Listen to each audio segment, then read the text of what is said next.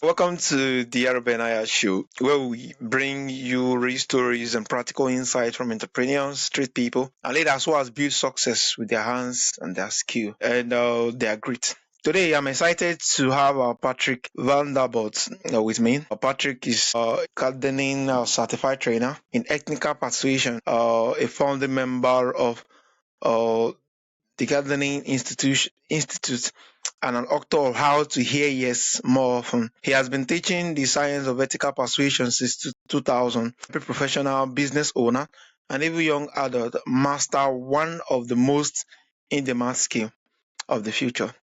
Patrick, it's a pleasure having you on the show.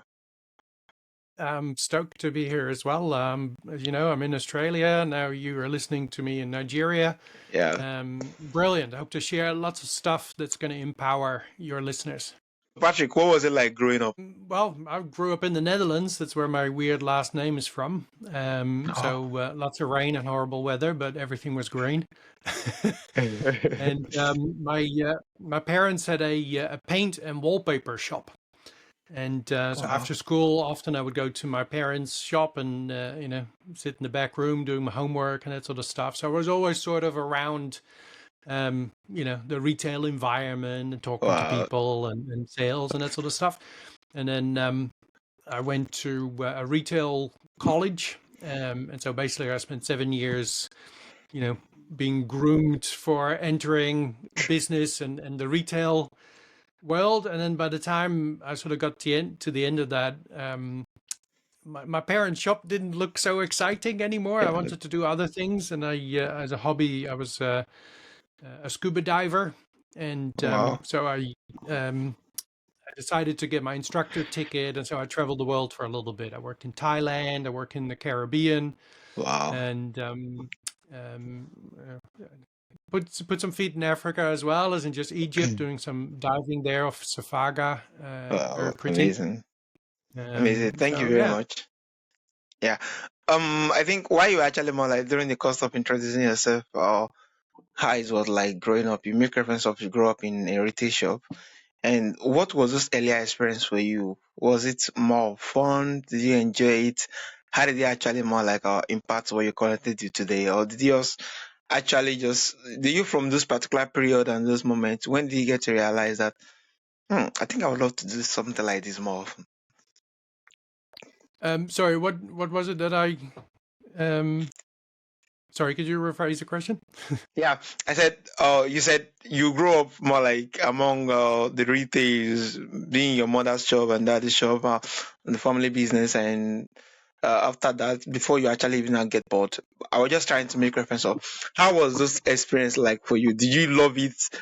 More like looking forward to it every time you return back to school? How was this experience for you? Yeah, I was a little bit bored in my parents' shop. I would help out a little bit as well.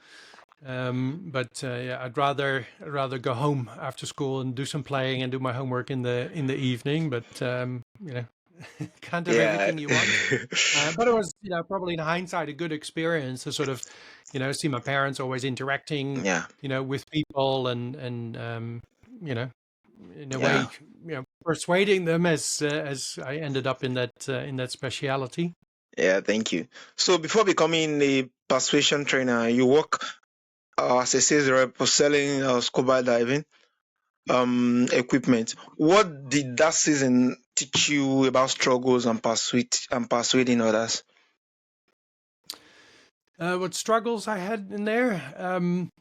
I was, as you said, I was a sales rep. I looked after a pretty large area in Australia, the state of Victoria, South Australia, and Tasmania, meaning that my furthest away client was 1,500 kilometers from where I lived. So I used to get lots of kilometers done in the car, and back then it was still cassette tapes. So you had cassette tapes playing with educational material, not just music. So when you had spare time, you were learning something at least. And I was a little frustrated with, I was putting a lot of effort in, and I think I was treating people very fairly and trying to do a great job by them. And this was, again, scuba diving equipment to retailers, as in they would unsell that. And I was a little frustrated that I wasn't really seeing the business growth in my territory that I was sort of after. And so I was always looking to do better, to be better. And I could sort of hear from my retailers that sometimes I would have placed a big order with one of my competitors, but then there was something underhanded, right? There was something sneaky about it. And I didn't want to lie. I didn't want to cheat. I didn't want to deceive anybody either. So I was always looking to just, get more skilled, I guess. And my boss at the time, he wanted to grow his business. And so he employed the services of a business coach, which is a good idea, right? Because we often can't see, what happens in our own situation and how we can fix that. And the business coach, his name was John McDonald, he recognized that people who run diving shops, that they love the business they're in because they like diving, but they're not really good business people. And so he had this philosophy, which I thought was pretty clever. He said, instead of working really hard, or your sales reps working really hard to sell, let's talk about snorkels, right? To work really hard to sell an extra 2 snorkels, right? Now you're selling 14 instead of 12. He says, why don't we train your sales reps to be sort of business coaches and sales trainers so they can help your retailer double the size of their business, and then by definition, you would sell twice as much, right? And they'll probably love you a lot more for it. And so we actually went down that path. So we got trained, our sales reps got trained in sales training and business coaching. And so we would sit down with our retailers and do simple things like, goal setting and strategies and all that sort of stuff, and helping their staff. And anyway, John McDonald's, the gentleman, he was lending me training materials. And back then, I mean, I don't know what your audience is like, but as in what age everybody is, but back then, 20, 30 years ago, if you got an educational set of cassette tapes from people like, Dr. Cialdini or Brian Tracy, you would pay over $1,000 for a few cassette tapes or CDs, right? And so he was lending this stuff to me, and that was brilliant because, it would be too much money to invest otherwise. And so anyway, so I was listening to this educational material while I was driving, and one component of what he was lending me was the work of Dr. Robert Cialdini, who I'm now a business partner with, who was teaching everybody how to be more persuasive using behavioral science. And I loved it so much because you didn't have to lie or cheat. And it's not a little bit effective. It is majorly effective. And I would argue that as our world has gotten more filled with stimuli, especially our smartphones were like the nail in the coffin, it's become even more important. And I'd love to explain that to you in more detail if you like. But yeah, anyway, I learned that stuff and I started implementing it in my business, and it had a dramatic effect. So I've been converted ever since. As in, I love using this. I love the science of it. The science is entertaining. It's funny. Sometimes it's also scary in terms of what people will do when it's actually the wrong thing. But it's very, very powerful. And I love it when I explain it to other people and the penny drops in terms of, oh, this is not that difficult, and wow, does it work like this, right? And I love that. And so when I stand in front of a crowd of people explaining this, I'm always looking around the room to see where those eyes are getting a little bigger, right? That means that they're starting to get it, and that's really exciting. Wow, that was amazing. I think for that training to go during that period of your life was really, really more like intriguing. I guess it actually set you up for what you currently do today, and yeah, that was really, really, really amazing. Okay. You said you didn't want to lie or cheat in sales. How did that value drive you to discover?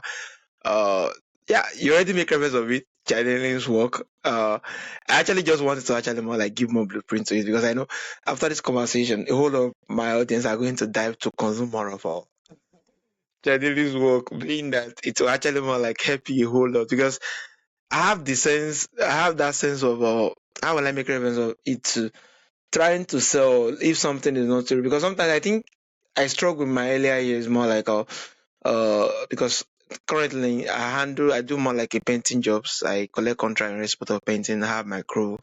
they get to execute the job. And I find it difficult to sell myself out there because I feel guilty. I was like, if I'm doing a better thing, do I need to lie? Do I need to reach out aggressively to actually more like pitch what I currently do to them? Shouldn't they just be the ones to just more like, I'll find me from nowhere and just give me jobs and everything? But you actually make reference about that you have the same struggle. You don't want to lie or cheat in sales. How did that value drive you to discover how Dr. Chadeni's work? Well, I guess I just bumped into it by accident because of John introducing me to it. But I guess that attitude of not wanting to lie or cheat really made me light up in terms of how effective this stuff is. Maybe I can give you an example of how enormous an impact this can have. Yeah, to sort that of would really highlight that would really help. people where we're going with this. Okay, so all right, you know the company Bose, right? The Yeah. hi-fi equipment, headsets, all that sort of business.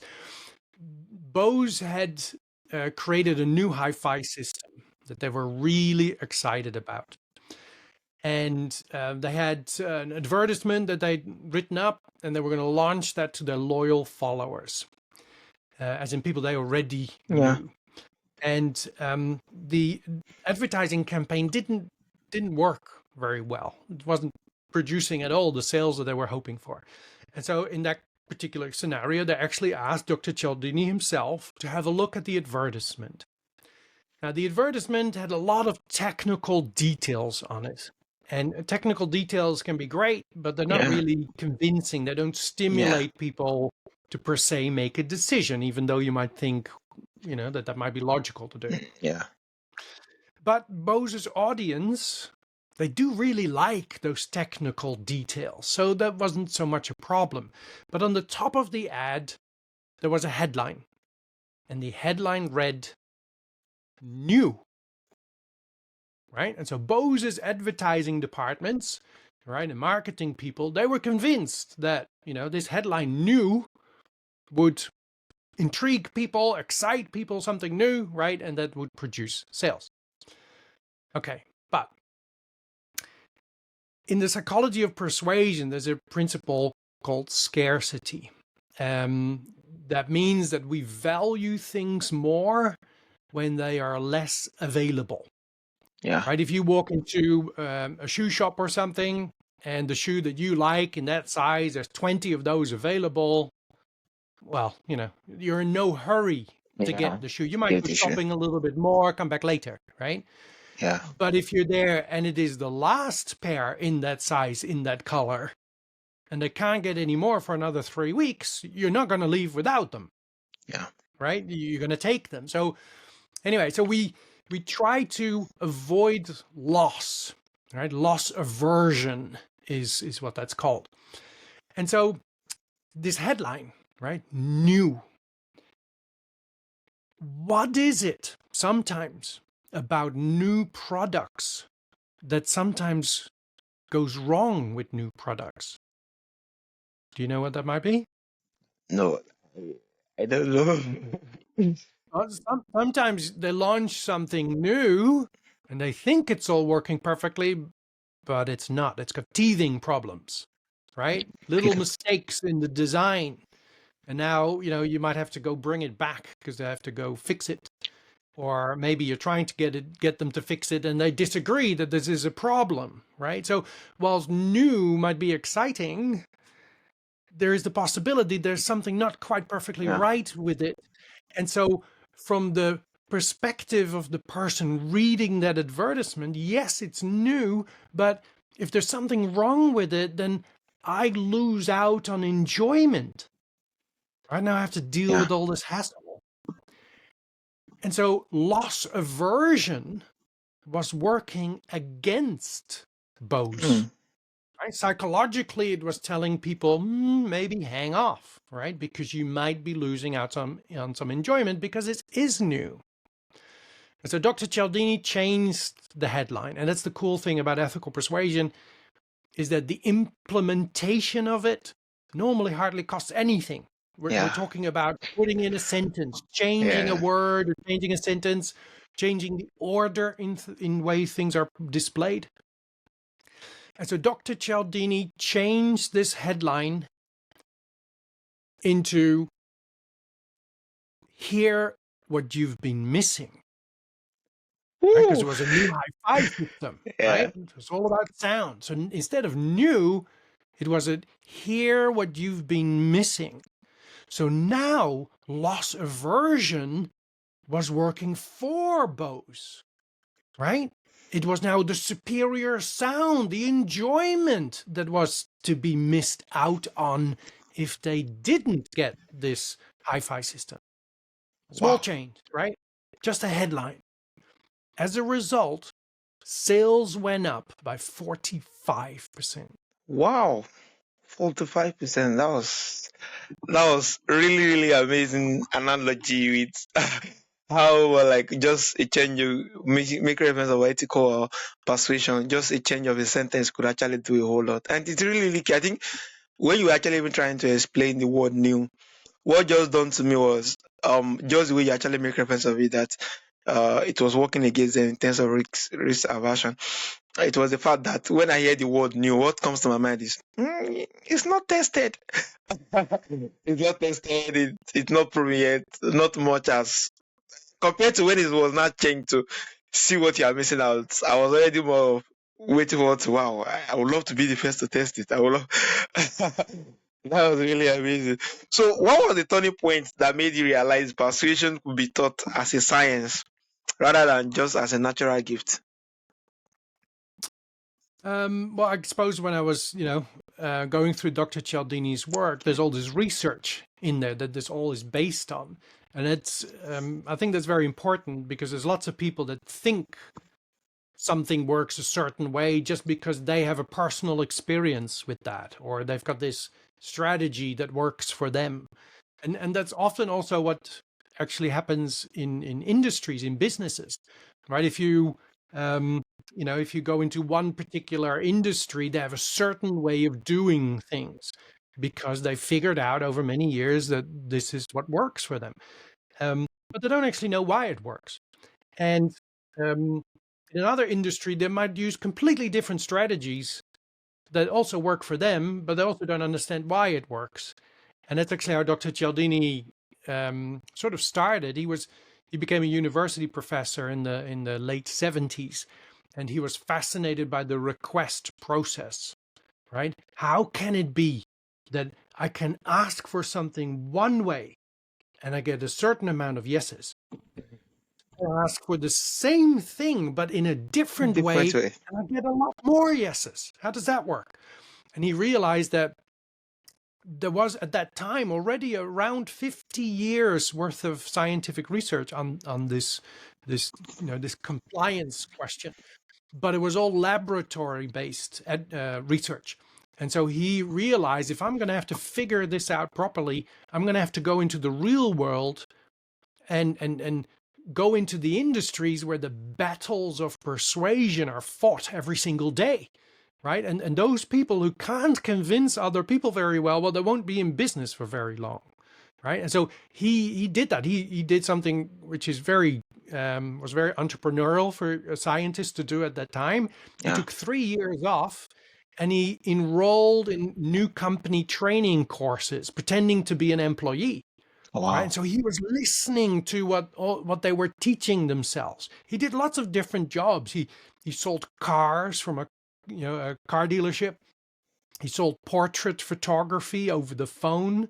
He talked to detectives in police departments about con artists. Not that we should use what con artists are doing, but if we understand why people, spend all their money on somebody, and lose all their fortune, then we must be able to find a way how we can use that in a good way. He was an army recruiter, right? You can't get an 18-year-old to clean up their room, but how do you get them to sign 4 years of their life away to join the army, right? What did they say to get that signature on the paper?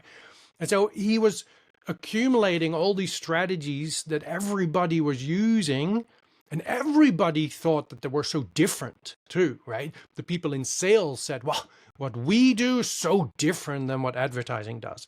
And advertising people would say, what we do is so different from marketing, and marketing would say they're so different from PR and customer service, right? But Dr. Cialdini looked, what is it about all these strategies that makes them similar?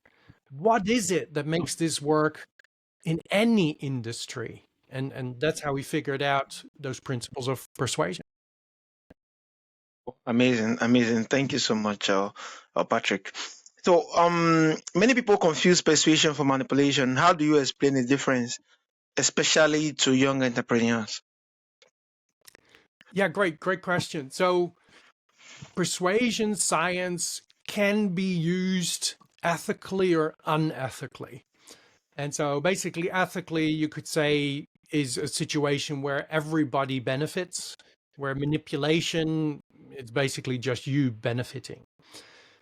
Now, the research shows that if you use persuasion science unethically, it may produce short-term results, but it is long-term disaster, because people don't come back to a situation where they didn't feel they got a great deal or a good deal, right? Yeah. So it's very short-lived, where research does show that if we use it in an ethical way, where it benefits both of us, that produces short-term results and long-term success. So we definitely want to use this in an ethical way.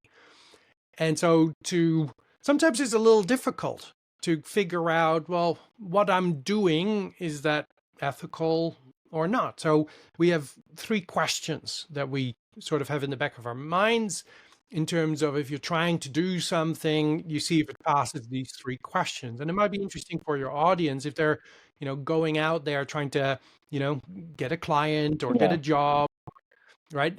To try and convince them, is what you're doing actually ethical? So the 3 questions are that, first of all, am I telling the truth? Right? If you're lying, there's a good chance that it's not ethical, right? Yeah. Secondly, is what I'm bringing up in the conversation, is it naturally there, right? Did I not import it? Did I not create it, right? And a good example of that is the use of scarcity. Have you ever been on a website where you look at buying something, and then you go to the cart or the shop, you look at your cart or the checkout, and all of a sudden there's a message there. Oh, this price will end in 2 hours and 12 minutes. You're missing out, that, right? Or other things where only 2 left, right? It's always low in stock, right? They never have plenty of stock. It's always low in stock. Well, they're using scarcity to give you the feeling, well, you better buy that now, right? But if you come back 4 days later and it's still there, and it's still 2 hours and 12 minutes left until the sale runs out, right? Then you know that you've been tricked, right? Yes. Your happiness with that purchase will go right down, right? To go down, probably regret having made that purchase. You will not go back there. You will warn all your friends from going about there. the situation. And so we should, right? I mean, these are powerful principles, and how dare they use that on us? And so, sometimes over here, I don't know how it is over there, but over here we have bedding stores, they sell mattresses and that sort of stuff. And it's like every 6 weeks, they have a 50% off sale. Every 6 weeks, right? And so, I mean, the first time, if you're not paying attention to mattresses, but you need one, all of a sudden you start noticing where the mattress shops are, and you see, 50% off sale, you rush in, you buy a mattress, you're happy. And then 6 weeks later, you see that again, and 6 weeks after then is another big sale. Well, first, you're not happy about your purchase anymore. And you don't trust anything that comes out of these people's mouths, right? So we have to, are we not making things up? And so you can tell someone, well, I'm available to do this job, but if you book with me now, I'll give you a 20% discount. But that's not really naturally in the situation. You just imported that because you hope it works in getting them to make a quick sale, right? So that's not really, it's a slippery slope because people could perceive you as not trying to do the right thing by them. So that's that second question. Is it naturally in the situation, or are we making some stuff up just because it works nice? And then the third one is it wise to make this decision? Mostly for the other person, right? If they said yes to you, if they agreed with you, would they be happy enough that they would come back to you in the future? Right? And if the answer is yes to all those three questions and all good answers, then chances are is what you're doing is ethical and okay and good, right? But if you get a no somewhere, if you're lying, if you're creating things just because it works, or it's not really a wise arrangement for the other person to enter into, then it's probably something you should be, stop doing and steer away from. Oh, wow. Thank you so much. I think that was a blueprint in actually more like looking at what is ethical and what is not ethical, because for us to have a recurring customer, we have to deal with being ethical. If not, at the end of the day, we'll keep having bad reviews and customer will not return back, which in the long term is a big lose for a service business. Mostly, most of my audience are service business, and I think doing things the ethical way is actually going to be a way to actually kind of in the long term more like be of win-win compared to the other way around. So what are the 7 universal principles of persuasion, and why does they matter in everyday communication? Okay, great. So there are 7 principles of persuasion, as you mentioned, and they are universal. What that means is that they work in all languages, all cultures, and all countries, which is important, right? So, because you might think, well, very nice guy, this Patrick guy, but does that work actually in Nigeria? Well, it does, right? It works everywhere in the world, so that's good. Also, if you deal with people from another culture, maybe within your own country, or especially online now, it's so easy to deal, to do business with people in other cultures, other countries. This works there as well, works on everybody. So that's good. So what are these principles? The principles, let me first explain what they basically are. They are what we would call decision triggers. They make it easier for us to make a decision. And why is this important? Because we live in the most information overloaded environment that has ever existed on the planet, right?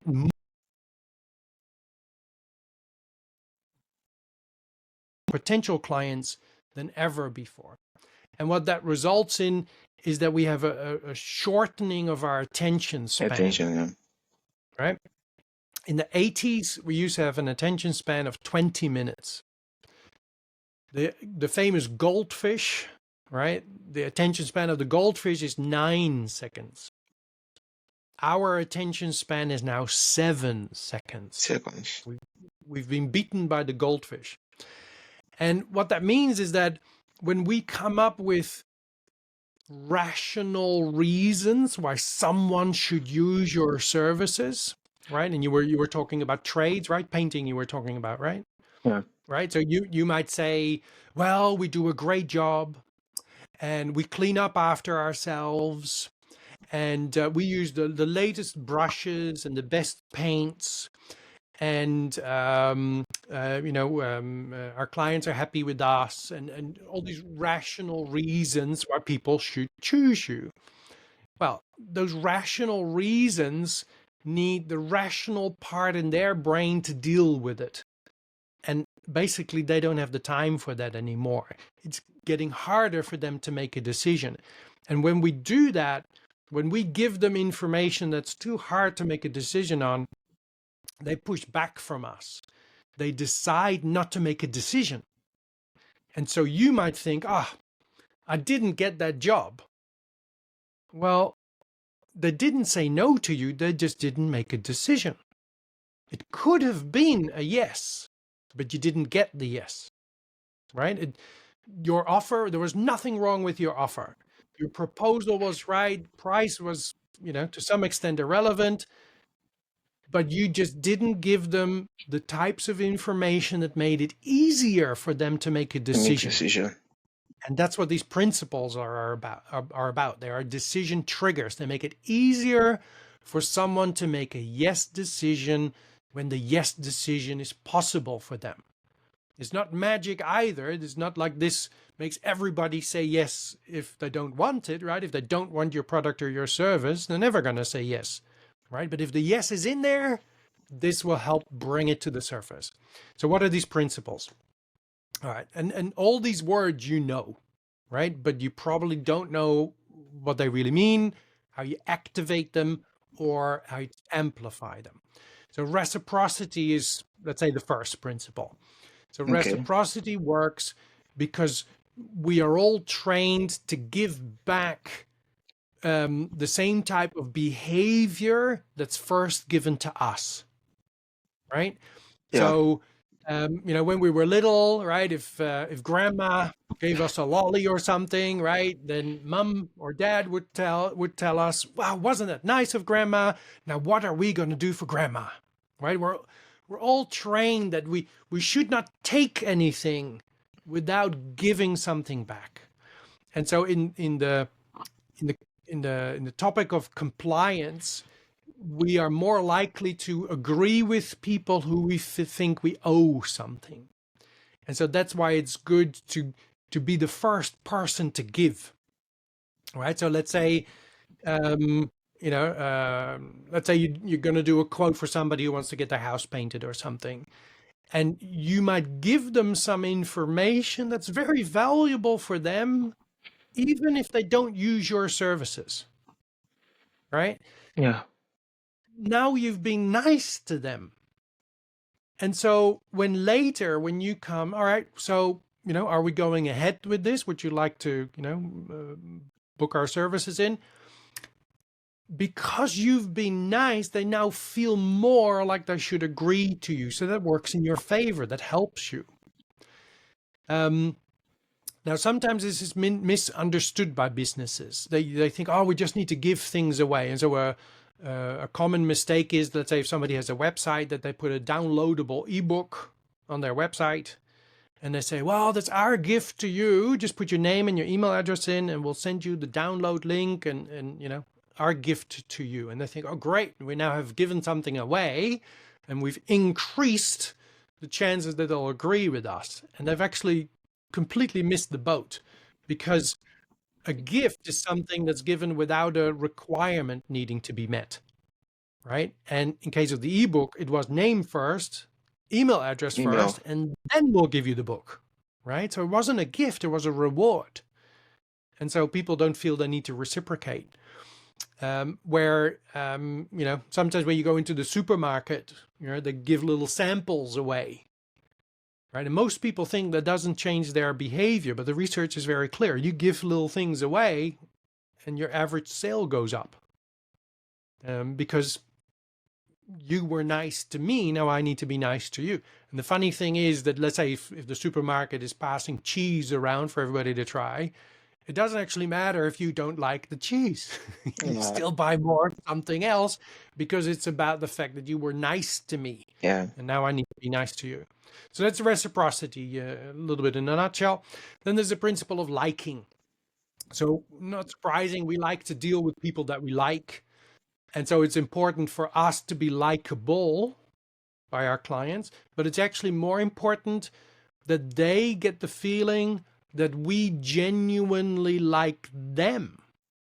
That's more powerful, because if I'm thinking about using your services, it's nice if I like you.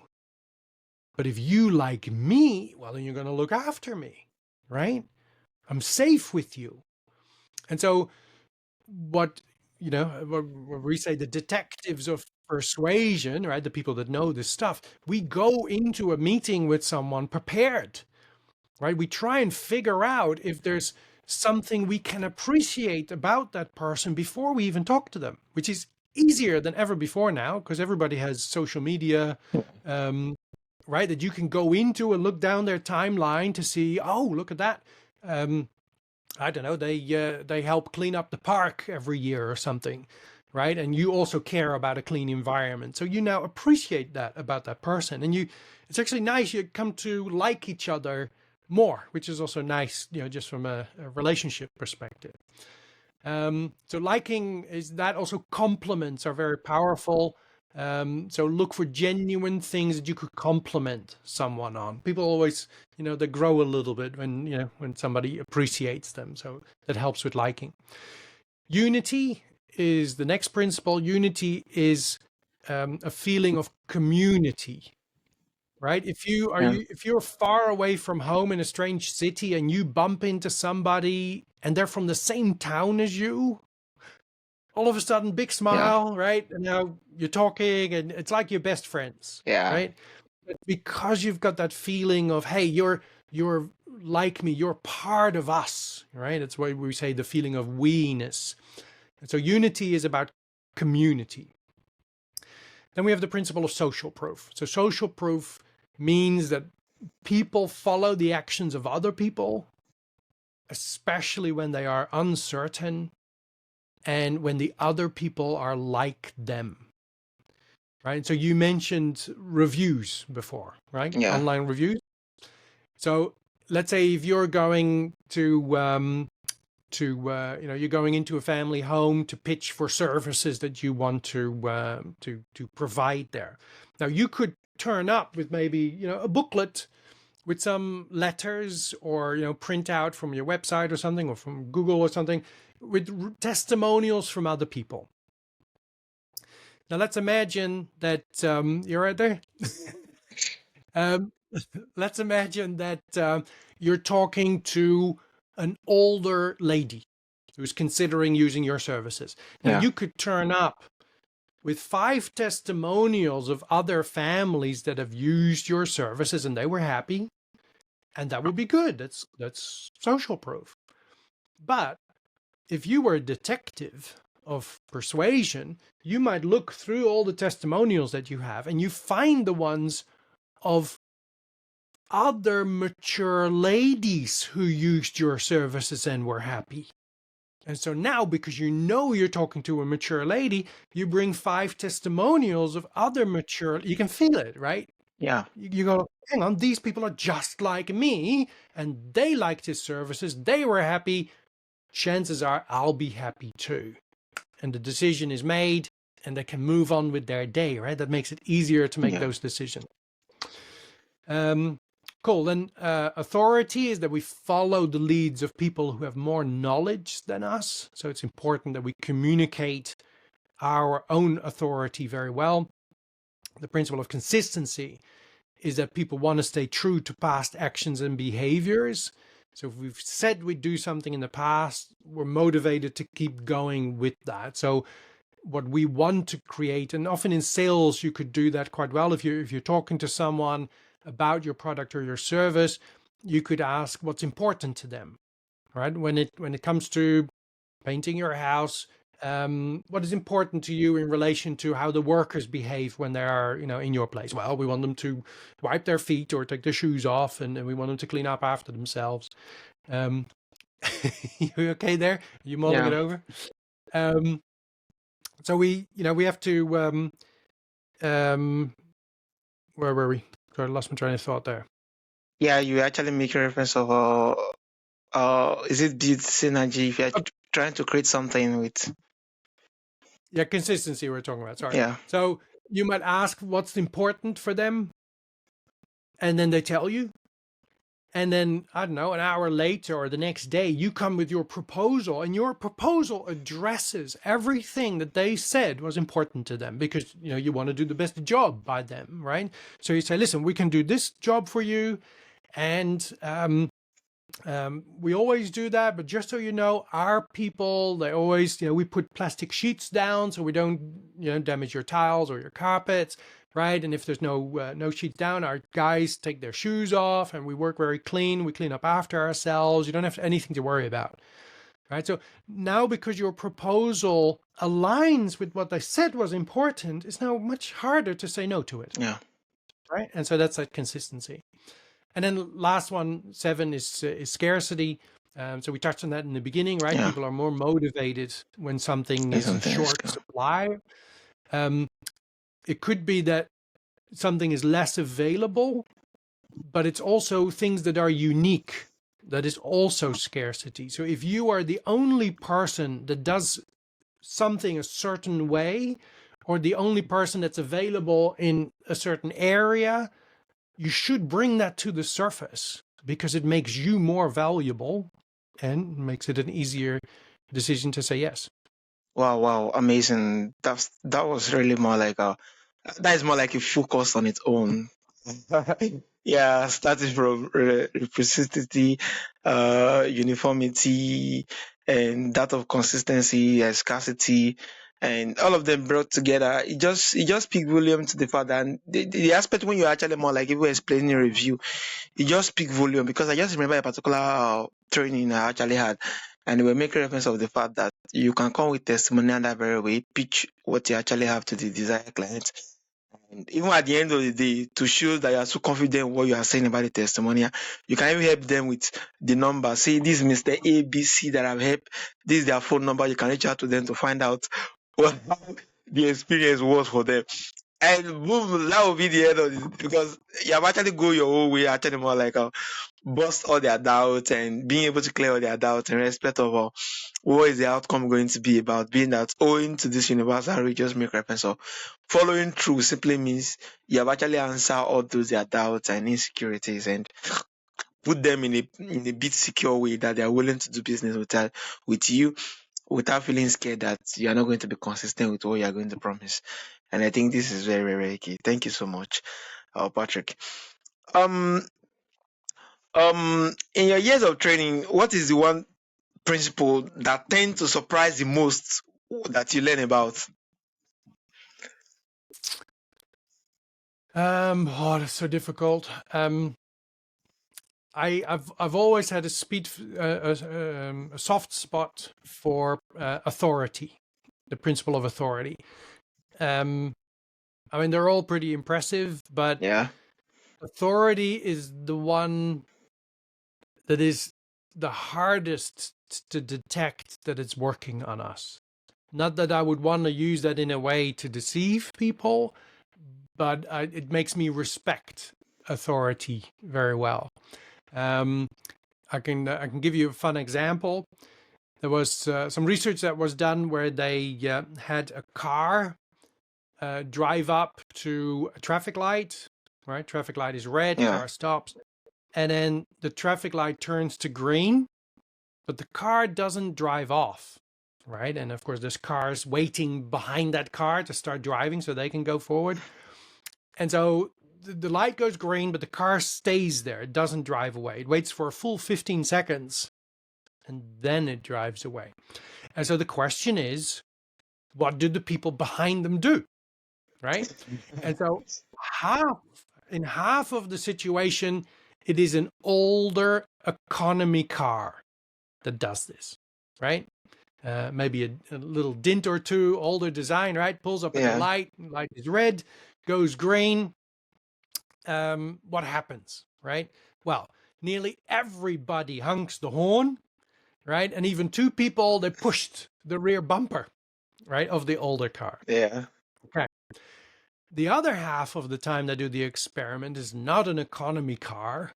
It's a luxury, a fancy luxury car doing exactly the same behavior, right? So light is red, car pulls up, stops, light turns green, the luxury car does not drive off. What do the people behind them do? Well, less than half honked the horn and nobody touched the rear bumper, right? Now, those results, or this question, is put in front of a group of people, students in this case. And so they said, okay, what would you do if you pull up at the lights, there's a car in front of you, and they fail to drive away when the light goes green, right? Would you, if it was an older car or a luxury car, when would you honk the horn right? More readily than maybe with the other car. And most people, especially guys, would say, oh, I would honk the horn at the luxury car, right? In contrast to what the research had already proven that people don't do that, right? Yeah. So authority has a very subtle hint on us. And in this case, it was just the car. It said nothing about the person on the inside, Yeah. right? It's just the car. Another awesome study, and this is related to trappings, by the way. What are you showing? Trappings are clues of your success that you have, right? You might have a fancy car, or just a nice outfit you're wearing, or a nice watch, or the pen you write with, right? If you turn up in torn jeans and an old shirt and unshaven and, one of those very cheap plastic pens, right? Yeah. It's a certain idea about you. Where if you turn up nicely dressed, maybe nice shirt, and you have, a nice pen to write with, when people are uncertain about you, they use those clues to decide if you're a person that they should be following, right? And so in one study, which is an old one, but I love it, they had this a street corner, a busy street corner where people had to cross the street with the pedestrian lighting. And they had a guy walk up to the street corner, and he would cross the light. Sorry, he would cross the street when the light was still red, like the pedestrian light. Yeah. And of course, not life-threatening, right? Quiet enough to safely cross, but the light was red. So against the law to cross the road.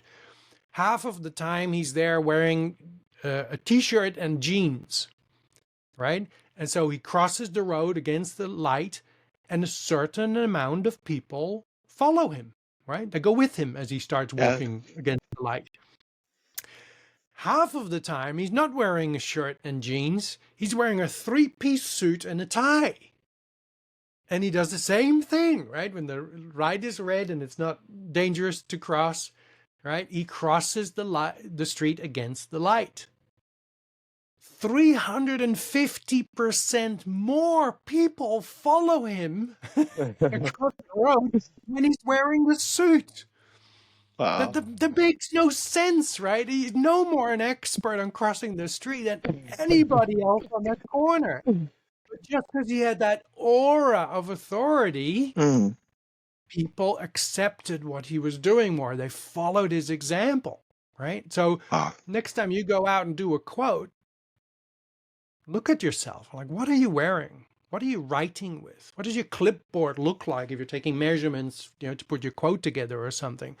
All these things signal how much of an authority you are or are not, right? So we don't want to exaggerate either. We don't want to go and buy gold pens and 3-piece suits that we would normally never wear, right? Because that's lying and cheating, right? So that's unethical. But just whatever you can wear within of the stuff that you own, that, dress to impress, right? That does actually work. Yeah, so true, so true. I think perception it's another different level when it comes to persuasion, and the fact that you make reference of authority, most of those signals they're even unconscious. It's just something people just have in there. We don't know how it came about, but we live by it and we obey it. And actually, more like navigating that in terms of ethical persuasion is very, very key. And actually, more like making more deals. Yeah, thank you for that. You have worked alongside with Dr. Robert Childams, whose book influenced has sold millions. What one lesson from him that deeply impacts you in your own approach? All of it is so impactful, but I think he. The reason he's so well respected is that he's always held these ethics in high regard, right? We don't want to lie or cheat or deceive anybody. We want to build strong relationships, loyal relationships. And so if you bring information to the surface that's true and genuine, then that helps you to build strong and long-lasting relationships. And it's that's I think what we all want to do. You could say that to get the deal, right? And we've been talking about a selling sort of angle during this interview, right? But this applies to every situation where you're trying to convince someone. It could be seriously, it could be persuading your children to do their homework. Yes. Right. It could be negotiating with the council about about assistance that you need. It could be getting a project in the community off the ground. Right. It is all about convincing other people. And so in that, you could say that there's three areas. The first area is relationship. Right. If you don't have a strong relationship with people, they will go out of their way to not deal with you. Right. So it's very important to have a strong relationship. And some of these principles are great to build relationships. If they love you, right, the relationship is good. It could be that they're just not sure about what it is you're offering. Right. Now it means that they are uncertain. And so you need to reduce the uncertainty, show the value and so on. So there are principles that are good to reduce uncertainty. Now, it could be that they love you, they love what you offer, right? Oh, when I'm ready, I'll get your stuff, right? Or I'll use you, right? But they're not getting you, they're not buying it, or they're not getting you to come in, right? So now motivation is lacking, right? And so there's principles that help you to motivate people into action. And basically, the 7 principles of persuasion cover all these areas. And I like asking audiences, right? If I got you principles that helped you to build a strong relationship, reduce people's uncertainties, and motivate them into action, what else do you need? And then it's quiet and everybody goes, I can't think of anything else, right? If you've got those things covered, then you're organized. Wow. So in terms of your audience, if you can get hold of a copy of Dr. Cialdini's book. It is considered the most or the best business book of all time. It's translated in 48 different languages. So find the ones that best suits. It's very entertaining to read. It's a little bit scary as well. It's a lot of self-defense as well, as in how do you defend yourself against this when somebody uses it on you unethically. So that's, of course, also very valuable. But in terms of learning it, doing some formal training is, of course, always a better idea than just reading a book, because we tend to forget so much of what we read in a relatively short period of time. But that book should be in your library. And as you know, I published my own book with some of my colleagues last year. That's a nice complement to Dr. Cialdini's book, because it's about practical application more than the theory. But try and see if you can get a copy of Influence in your library, or an audiobook. It's very good to listen to as well.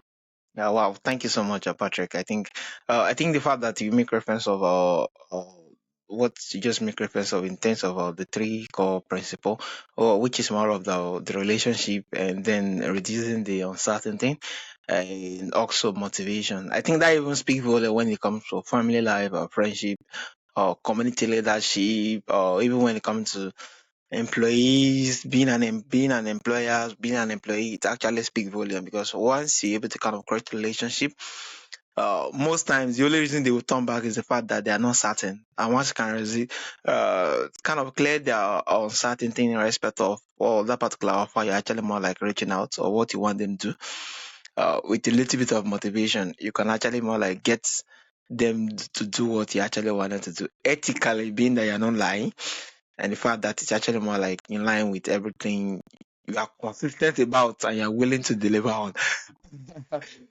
Thank you so much, Patrick. Okay, looking back over 25 years of teaching persuasion, what has been your most rewarding moment as a trainer? I love hearing that people have results. So I do a bit of networking, and there's a gentleman in my networking group, Trevor, and he did we have 8 weeks worth of training that people can do with us. He did that, but even before that, we were talking, just like I'm talking with you, about little things you can do, right? And so I did that with him, and he's in IT, and he'd been pitching his services to people from other countries before, but he's never really been much successful with that, right? Most of his business, or all of his business, came from inside Australia. And anyway, so we've been talking. I've given him a couple of little things you can do to be more persuasive, and so he gets an inquiry, I think, from America, and talks to this person, and he uses 2 or 3 of these little things that I said, right? And he lands this client, right? $25,000 order comes in. Ooh. And he said, I normally, I never get these. And now I've talked to you and I use these little simple things. And now I've got a sale. It's amazing already, right? And he hadn't even done the course yet. So don't underestimate how these little things can sway a no into a yes. And yeah, if that happens for you or anybody of your audience, you can find me on LinkedIn, and or you can put a post on your own social media and tag me into it. I love to hear what experiences you've had and what's worked for you. Wow, amazing. Yeah, definitely amazing. In fact, after the end of the show, I'm going to include your link, your call to action, and also I do post on social media. Once I do that, I'm going to tag you, so that my audience can slide into your DM and get to view much of what you do. So properly, if my audience wants to reach out to you, they want to buy your course, they want to buy your book, and yeah, which platform should they reach out to you to connect more with you? Which platform is more like a call to action to you if they want to reach out to you? Yeah, sure. So first of all, I've got something I can give away to everybody listening. If you now, maybe you can put in the show notes as well, but on my website, ethicalpersuasion.com.au, in the top corner in the menu, there's a free section. And in there, there's a page where you can download a ebook, and there's no email required, right? We just talked about that, right? Yeah. So it's a genuine gift, let's say. But that's a worthwhile PDF that explains what I've just talked about today and gives you much more detail. So that's very worthwhile getting. Love your listeners to grab that and start educating themselves. It doesn't cost you anything. There's also an opportunity to do a 7-day influence challenge. For that, you do need to put your email address in, and you get an email every day with a 7-minute read teaching you a particular facet or strategy or nuance of persuasion science. So you can benefit from that as well. In terms of following me, I'm on LinkedIn, of course, and Instagram, Facebook. So follow me on any platform. I try and share a lot of educational stuff. So yeah, pay attention what comes up and read, what the message we're actually trying to teach you, and leave a comment, which always encourages us to put more in.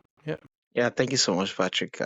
This has really been an amazing moment, and the fact that beyond just sharing those principles, there were a whole lot of stories attached to it, and I see myself in those blueprints, and I see what I could do better, and that for me was really amazing. And I must say a very big thank you for your wealth of knowledge and the practicality you actually give to those various principles.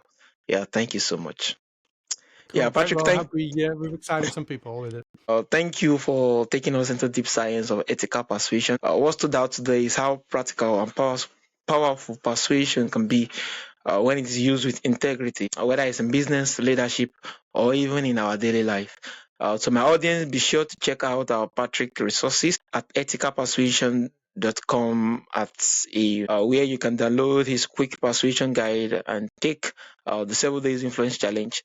These tools could help you hear yes more often, both in your work and in your personal life. Until next time, remember, success is built not just on skill, but also how we connect, communicate, and inspire others.